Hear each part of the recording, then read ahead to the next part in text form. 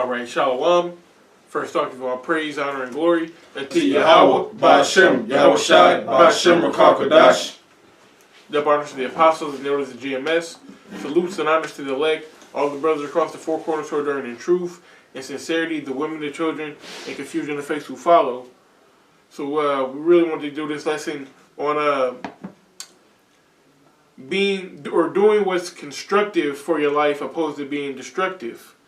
And we got some precepts, some definitions, and Lord's will, this is edifying to the brotherhood, to the Akim.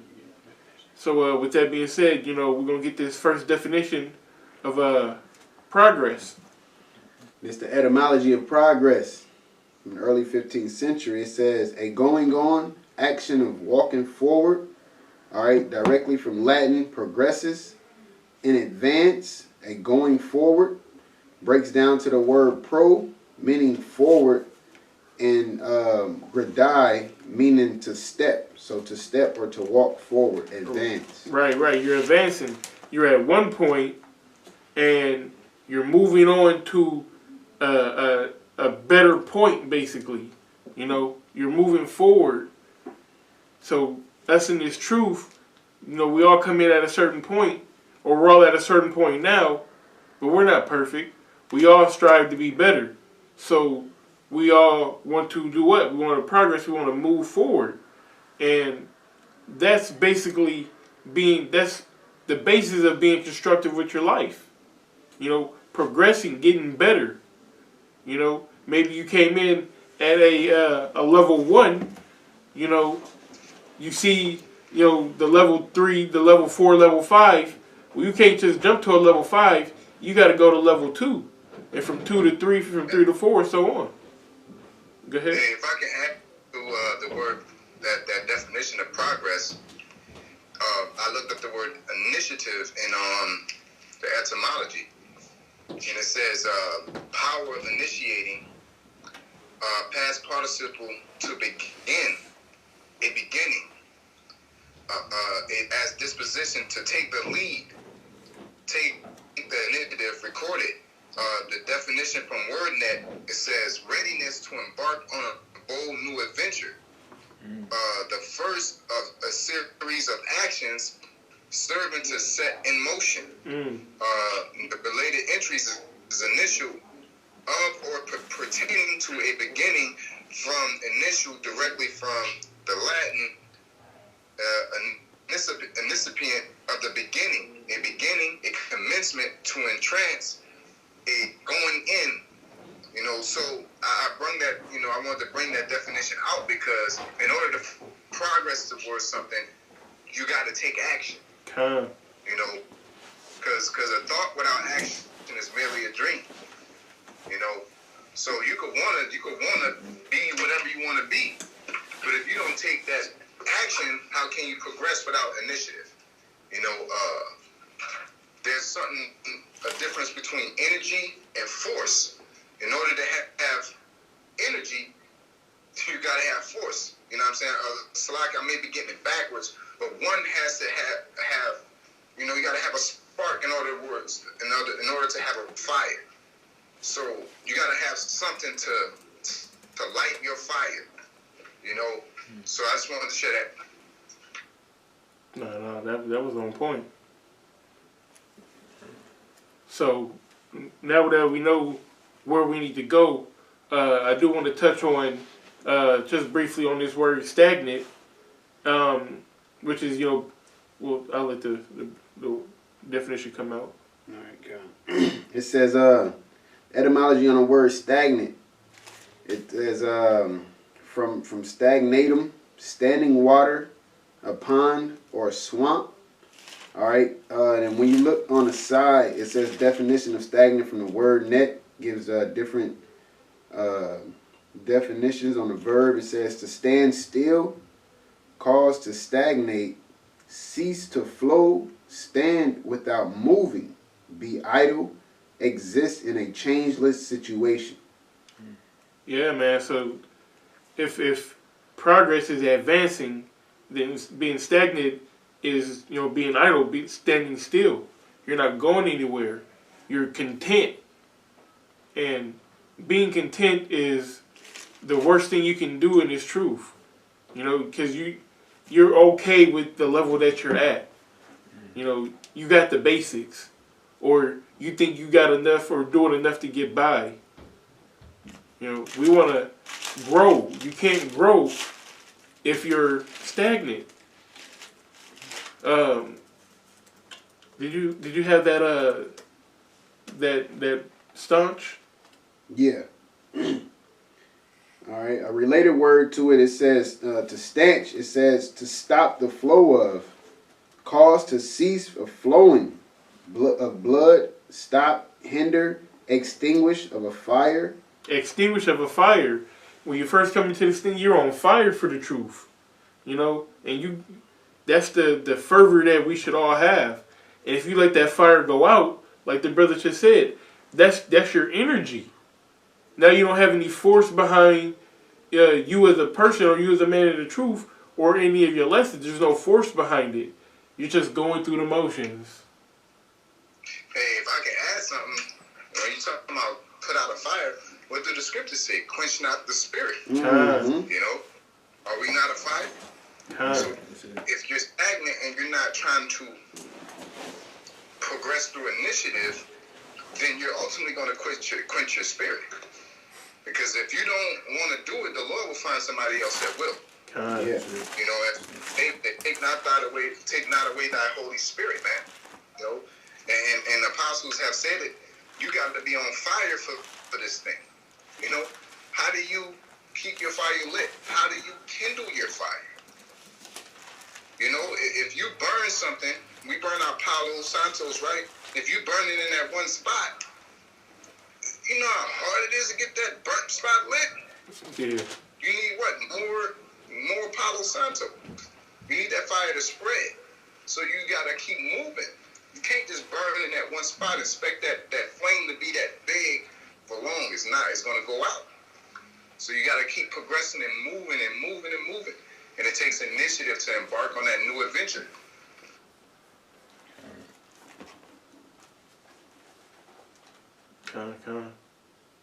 You have a precept? Oh yeah, just based off what you said. Sirach 5 and verse 1, it says, set not thy heart upon thy goods, and say not, I have enough for my life. Follow not thine own mind and thy strength to walk in the ways of thy heart. You know, so the reason why I brought that out in 5 and 1, it says, and say not that I have enough for my life. Like the brother's going into being how people are stagnant, they're content with where they are, or like and correlating it with the truth. Like the brother said, there's no way we're going to progress if we figure, oh, we got the basics, oh, we know the name, we know this and that, but you know we're not progressing. We're not doing anything to move, like the brother brought out, to walk forward. You know, and that's the whole goal, is to walk forward, to continue to walk forward, man, pressing towards the mark. You know, I just wanted to bring that out because you brought out about being, you know, certain people will get content at a certain level. You know, I got a precept. You just do more of that? No, that was the point. And it's similar, just go a little bit more. This is Sirach 11 and 24. Again, say not, I have enough and possess many things, and what evil can come to me hereafter. You know, because like the brother, once you come into this, remember that evil spirit leaves off from you. And as you progress, as you move forward, he's gonna constantly come back. Remember, he went and got 7 more spirits stronger than himself to overcome you. So it doesn't get easier as you move forward. You know what I'm saying? You gotta constantly build and build and build and prepare yourself for the next level, man. But if you sit there, be stagnant and content in the condition that you're in, you're not gonna be prepared for the next level. I got a precept as well. This is 2 Peter chapter 1 and verse 5. It says, and beside this, giving all diligence, add to your faith virtue, and to virtue knowledge, and to knowledge temperance, and to temperance patience, and to patience godliness, and to godliness brotherly kindness, and to brotherly kindness charity. You know, so whatever gift that you get in this truth, or whatever you attain unto, once you get that, it doesn't stop there. There's always something else that you can get in this truth. There's always something else that you can strive to master, or strive to learn. It doesn't end. You know, being perfect is a never-ending. Striving to be perfect is a never-ending battle. Okay. So, what's that? first precept that you had? That 2 Corinthians 13. This is 13 and 5. verse 5. This is the book of 2 Corinthians, chapter 13 and verse 5. It says, "Examine yourselves whether ye be in the faith. Prove your own selves. Know ye not your own selves, how that Yahweh Shah HaMashiach is in you, except ye be reprobate?" Right, man. You got to pick yourself apart.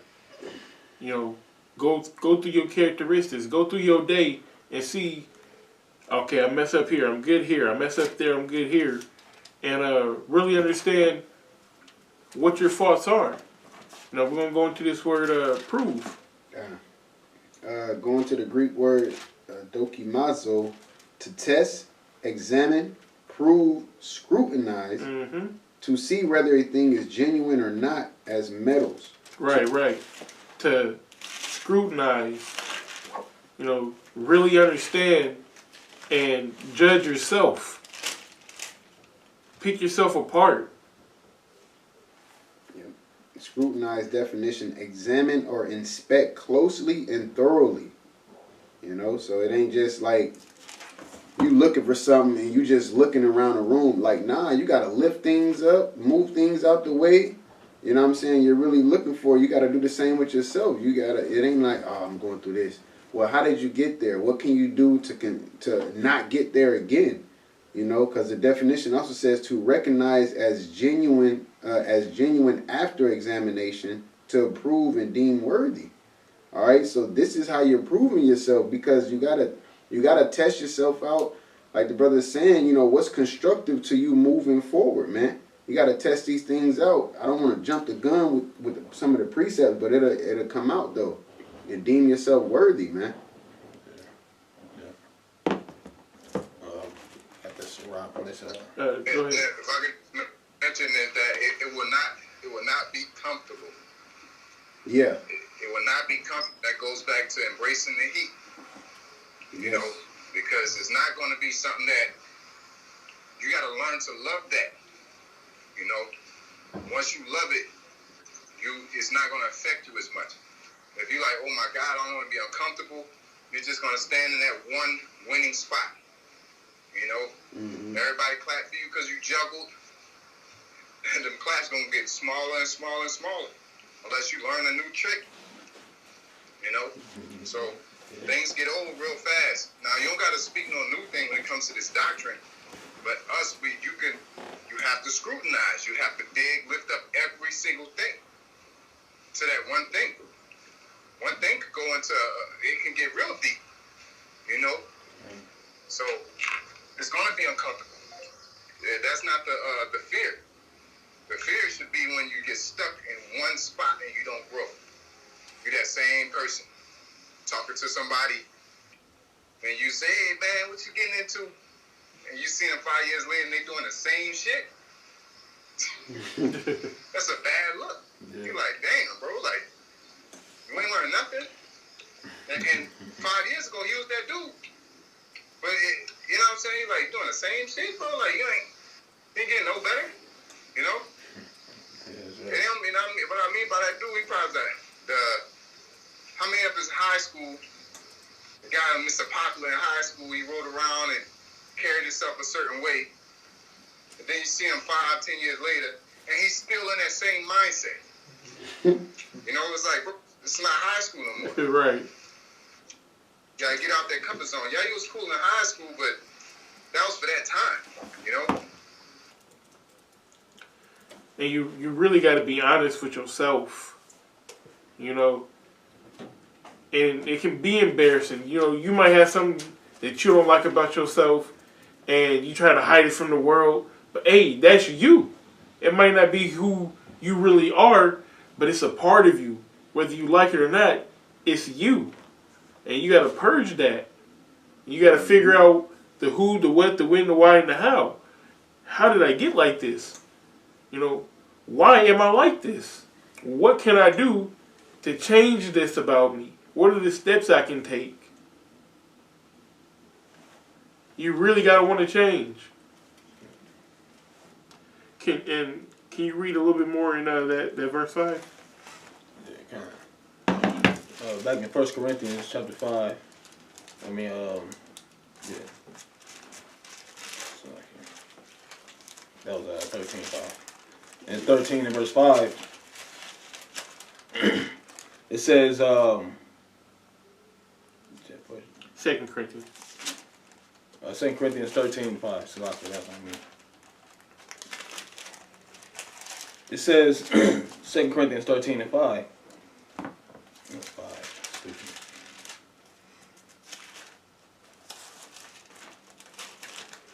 2 Corinthians chapter 13 and verse 5. This shit is dumb. It says, examine yourselves whether ye be in the faith. Prove your own selves. Know ye not your own selves, how that Yahweh Shah Mashiach is in you, except ye be reprobates? Right, except ye be void of judgment. Because if you're trying to figure out what's good for you, if you're trying to pick yourself apart, you have to use good judgment. And if you're void of judgment, how do you pick yourself apart? You know, you have to understand and just.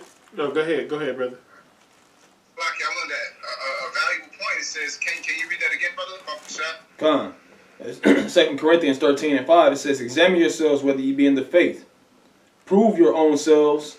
Know ye not your own selves, how that Yahweh Shah Mashiach is in you, except ye be reprobates? There you go, right there.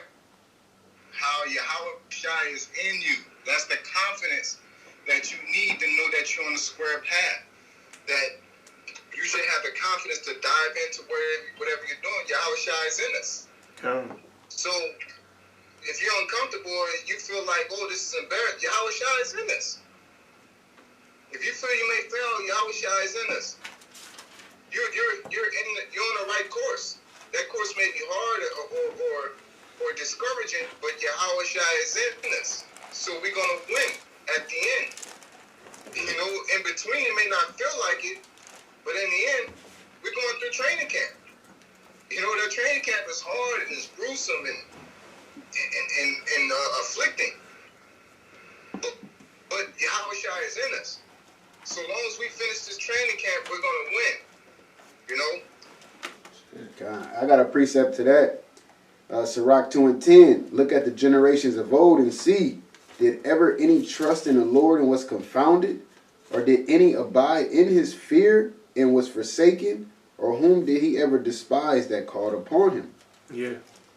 So that, yeah, like that. You know, it's about trusting in Yahweh Hashem Yahweh Shai. Like the brother said, that's our confidence. You know, this is a thing of assured hope, assured promises. All right. Ain't nothing failed in the scriptures yet. So if the Lord say he's with us, he's with us. If he say we won't be confounded, we won't be confounded, man. Yeah. You just got to trust in the process. All right? Yeah. All right, so let me get that Sirach for you. Okay. Profitable thing. It's Sirach chapter 37 and verse 27. Right? It says, my son, prove thy soul in thy life, and see what is evil for it. Right, prove thy soul. All right, and the brother always going to soul, you know, being those desires, you know, where you really want your mind to be. Okay, go ahead.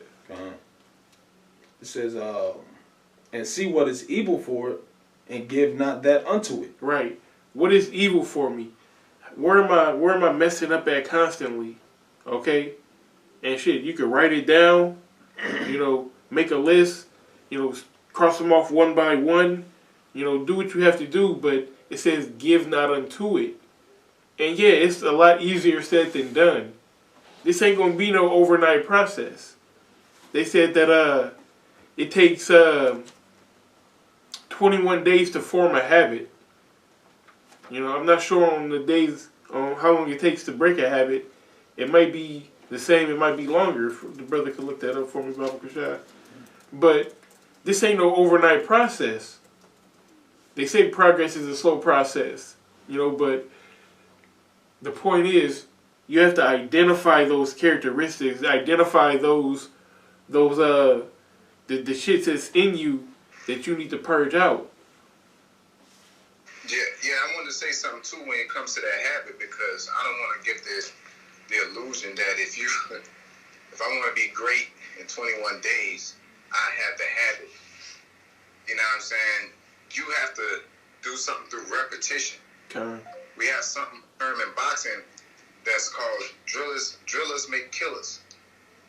You know, now if you perform a habit for 21 days at a certain rate, now if I do it one time for 21 days, will it become a habit?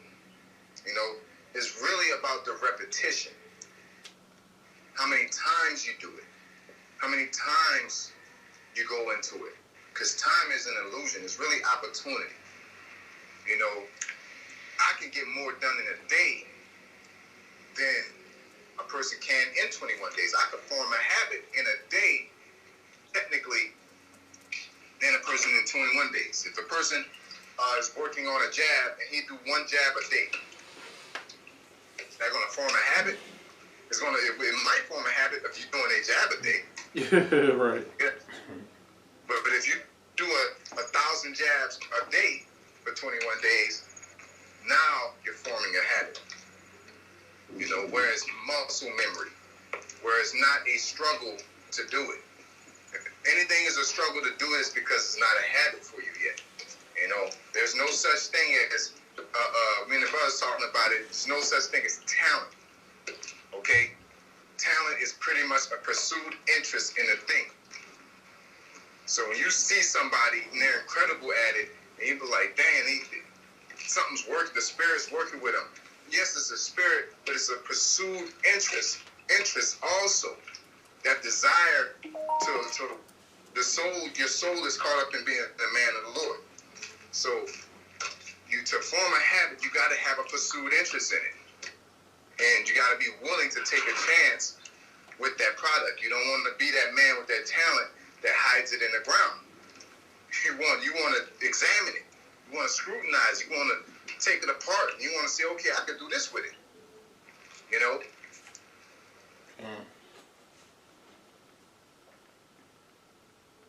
Where you at? I had a precept that I was holding, and then he kind of brought it forth. This is First Timothy 4 and verse 16. It says, "Take heed to thyself and to the doctrine. Continue in them, for in doing this thou shalt both save thyself and them that hear thee." Which, focusing on the first part, says, "Take heed unto thyself and to the doctrine, and to continue in them." So, just like the brother go into the word scrutinizing, looking at yourself. What are you doing to, you may be sitting in one spot. What am I doing that's causing the stagnation? Then look at what the doctrine says about those that are stagnant, and you figure out how do you fix this. And then it says to continue in them. And when you go into that word continue, it simply means to remain, to abide, to continue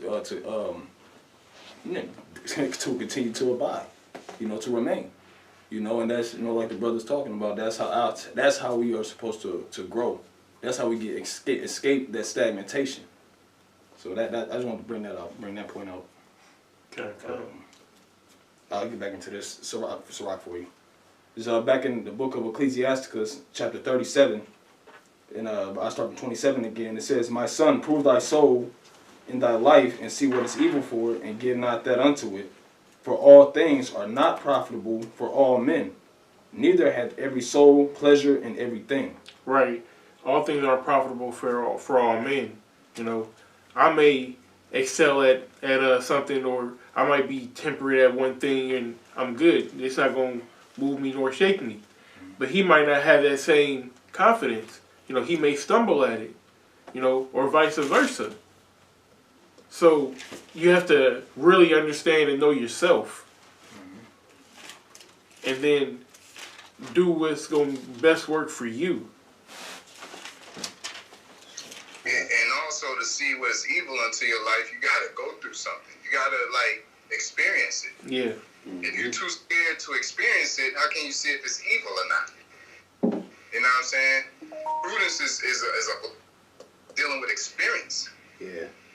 You can't just get smart just by reading and doing stuff.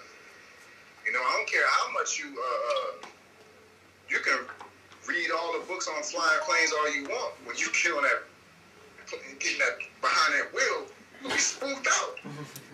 gonna stress you the fuck out. It'll stress me out. Yeah, I got a seat. I'm tripping. I got a precept. I'm thinking. I don't know what word I'm about to try to use. This is Sirach 32 and 21. It says, "Be not confident in a plain way." You know what I'm saying? So that's been, you know, like you was going back to the contentment, you know, or just giving, knowing what's evil for that life. You know, it ain't that bad. You know, like I remember the elder Yashawama said a while back, having these certain demons on you and you not acknowledge them and willing to resolve that issue. You know what I'm saying? You know, but yet and still you just moving about your day or going about your life as you handling business. Like, nah, you gotta, these things that ain't good for you, you gotta get rid of them things, man. You know, or else don't let them linger, because they're gonna always be there. You know, and catch you when you at your low moment, and you're gonna give unto it. Yeah, what they say, address the elephant in the room. That's Yeah. the elephant in the room for you. That's more to that. That's it. If you got rats in your crib, but you not, you know, put down traps, hire an exterminator, get a cat, do something to get rid of the problem. Yeah. But you know, you laying down fucking cheese in the corner, you ain't doing nothing but feed the issue. Hey, and that goes back to how brother was talking, like with the word stagnate, when he talked about being a river or a swamp. You know, another thing I forgot to add to it is moats. Because moats get hella dirty. They just keep adding filth, keep adding BS. You know what I'm saying? As with swamps. You know, and that's what that laying around and not checking the issue is. You're gonna continue. Sin is going to eventually abound more and more, opposed to positive progression. You know, I just want to point that out. Yeah, them waters that are stagnant. No waters that's stagnant is good. That's just period. Mm-hmm. You know, the best water is what? Mountain water. Yep. Why is mountain water good? Because it's flowing from the top to the bottom. And another thing to add is when it's flowing, it ain't gonna be no cool path where everything is going. Sometimes you know it's just like going kayaking, man. Sometimes it's cool water, sometimes it's rough waters. You know, so if you look like, oh, I don't want to go down there because it's rough waters, and you just sit there, you ain't going nowhere then. Yeah. You know. Sometimes it's a waterfall. You know. Yeah. You had some? No. Yeah. So one thing that is evil for your life, for everybody that's universal, is being. You kind of breaking up there, brother. That's one thing that's evil for your life. Can you repeat that, bro? So like that. Oh, that's motherfucker tripping. I said one thing that's evil for your life that's universal is being stagnant. Mm-hmm. Yep. Yeah. That's for everybody. If you ain't moving, I don't care what field you're in. If you're not progressing in it, then you're not doing anything. That's you can watch MMA. A young, so-called young sports, MMA's been out since Rome. This was called, I forget what it's called, like, it starts with a P. But long story short, my point is MMA is a young sport, so-called, and people who are really good at one thing, you know, in a growing sport that's fast like that, they get outdated real fast. Right. Same with the, as we said, being able to rethink, going to the BlackBerry phone. The BlackBerry phone was a really good phone, but it was stagnant in its technology. And that made it to the point it's obsolete no matter how good that phone was. Right? So you have to be able to flow. You have to be able to get with the times. You know? Be working with cash all the time.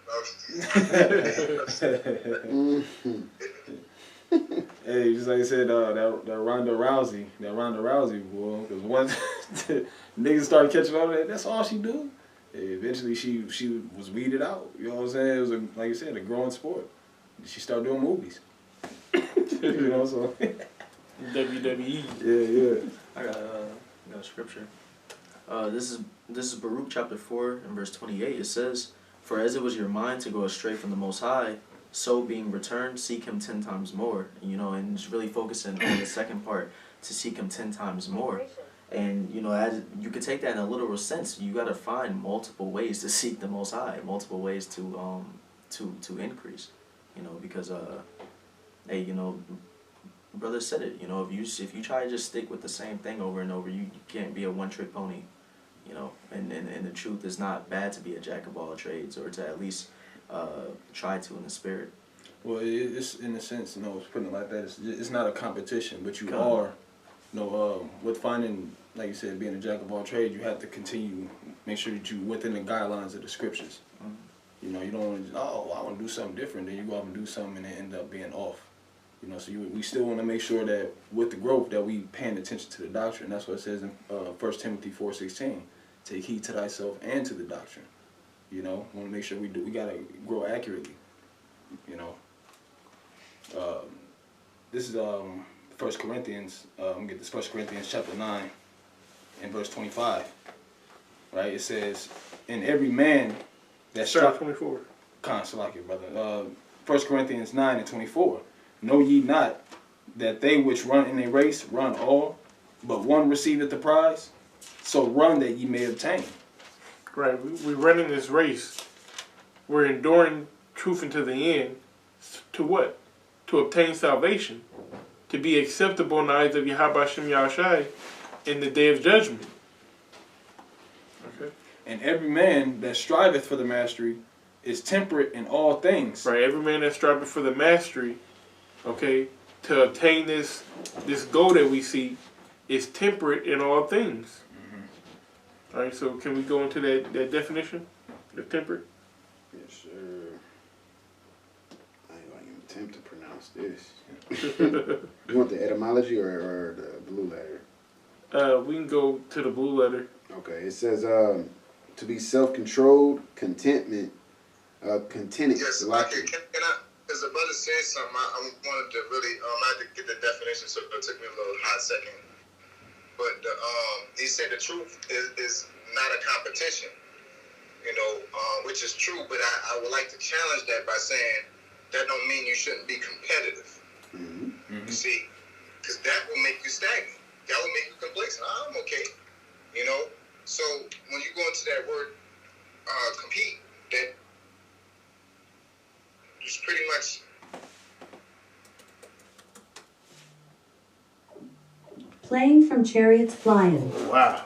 It would do it. I don't know, I'm about to start bumping music.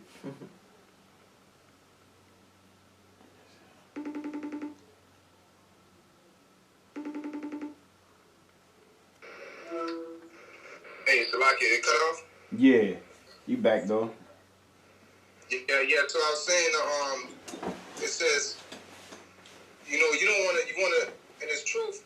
I don't know how far along it cut off, but I was saying that the brother said the truth is not a competition, but that don't mean that you shouldn't be competitive, okay?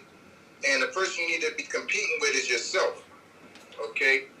When you do a lesson, if I do a lesson, I'm rewatching my lesson, seeing how I can make my lessons better and be better than my last self, okay? Because once you go into the word compete, it means to enter or be put in rivalry with,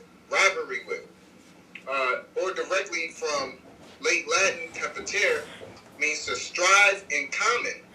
Strive after something in company with or together, right? To meet or come together, agree, coincide, to be qualified, to strive, to rush upon, attack. So you got to have a competitive nature within this truth. To like strive, to fight for something. It says, strive for the truth unto death. That means you're pretty much competing. You're fighting for it. If you're passive aggressive with this truth, that means anybody can call the Lord any type of name. That means anything that anybody do is okay. If you don't do a lesson for 2 years, that's okay. You know what I'm saying? Because you're not fighting to be a better you. Con, yeah, that's the word for the clarity. Yeah. that's through the Spirit. That's what we're about to get into. You know, it says, "And every man that striveth for the mastery is temperate in all things." Now they do it to obtain a corruptible crown, but we an incorruptible. So I do want to go back into that word temperate. And matter of And, fact, and, I've been looking at it that. says, you know, strive for the master. You know, it says that corruptible crown. That means you ain't hating on somebody. You ain't doing it for show. You're doing it for a purpose. You're doing it for a reason. When you become better, you're becoming better, you know, within this gospel to do what? To spread the gospel. Not be seen. Yeah. You know, GMS tears up Omaha. You know, that type of spirit. You know, you're striving and you're studying to come to a conclusion. Else you're just like a woman arguing, where you listen just to answer. You ain't listening to understand. You're listening to give an answer. You're pretty much trying to get all this information and say, "Hey, look at me." You know. So don't strive for the masteries unlawfully.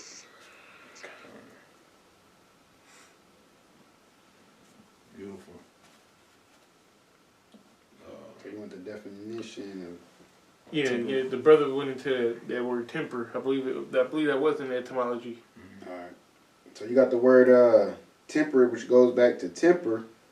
It says to moderate, bring to a proper or suitable state, to modify some excessive quality, to restrain within due limits, observe proper measure, be moderate, restrain oneself, mix correctly, mix in due proportion, regulate, rule, govern, or manage. Man, all fire definitions. Regulate yourself, to rule yourself, okay? To what's that? Go back to the beginning, Baba Washar? You want from the regulating the rule? No, from the beginning. To moderate, To moderate yourself. Go ahead. Bring to a proper or suitable state. To bring yourself to a proper and suitable state. You're wilding right now. You need to bring yourself to a moderate and suitable state. Go ahead. To modify some excessive quality. Right, you're right. You're doing too much in this area. And you need to tone it down. You need to modify yourself. Okay? Yeah. It's like, Slock, I want to just give an example. Like, you're a fighter, UFC fighter. And you know how the motherfuckers be at the weigh in and shit. Showing their muscles. And now you trying to get you some box. And you with the same, you know what I'm saying? Like, get the fuck out of there with that weird shit. So you got to know how to proportion yourself right. You know what I'm saying? You got to know when to let off the gas, you got to know how and when to obey. Because temperate is self-control, but temperate is also going into refining metal. You know what I'm saying? And that refining goes into being cold, hot, beat on, and you know what's appropriate for that moment. You know how to make your steel, you know, strong enough to endure that situation. You know? Yeah, they got the show where, you know, they make their swords or whatnot, and they go through the process like the brother's saying. You know, they put it in the heat, and they pump that air in, you know, get it real hot, and they put it in the liquid, you know what I'm saying, to cool it down, and then they beat on it, and they do it over and over, and they check it, you know what I'm saying, and that's the process we got to go through. You got a bad habit, okay, burn it off, okay, beat that shit out you. Put it in your in the liquid, you know what I'm saying, which is cooling yourself down, modifying yourself, check yourself out, and then what's the next thing I gotta fix? All right, put that in the fire, and you gotta go back into it. And then what do they do at the end of the show? They test it, okay? They slice something. They might slice a cow or a pig or something that's like a stone, or you know, test it to see if the sword will break. And what's that testing? Okay, that's the world coming at you, you know, with diverse temptations. Because say you trying to you fall at women or whatnot, and you trying to correct that about yourself. Now you believe you got to correct it, but now Big Booty Judy then walk by, and that's your sword getting tested. You know, are you gonna pass the test? That's beautiful. Beautiful breakdown. One more than word. No, that's it to that. Go ahead. Yeah, that was awful. Verse 20, 1 Corinthians 9 and 26. I therefore so run, not as uncertainly. Right. You have a vision. The vision is clear. Like the brother said, it's tunnel vision. You don't run, all around in circles, you know what I'm saying, doing this, doing that. You run certainly. We know what our goal is. We know that America's going to be destroyed and that the Lord is going to deem salvation to whom he sees worthy. So in order to do that, man, we got to be in tune with our star player, so to speak.